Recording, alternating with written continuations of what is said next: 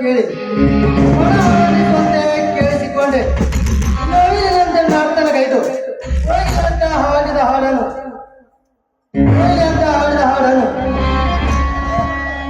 ಒಂಟಿಯಾಗಿ ನಿಂತಿರುವ ಈ ಹಣ್ಣನ್ನು ದಕ್ಕಿಸಿಕೊಳ್ಳೋದಕ್ಕೆ ಇದೊಂದು ಒಳ್ಳೆಯ ಸಮಯ.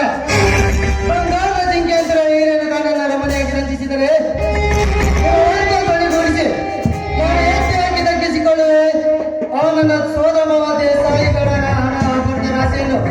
ಆಮೇಲೆ ಅಗ್ನಿದೇವ ಸಮದಕ್ಕೆ ನಾನು ಆಟ ಆಡಿಸುವ ಹಾಡುಗಳು ಎನ್ನುತ್ತ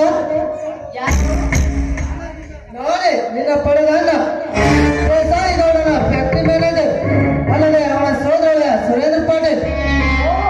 ಗೊತ್ತಾಯ್ತು. ಅಂತ ಹಾಗೆ ತಾವಿಗೆ ಬಂದ ಕಾರಣ ಬಂದ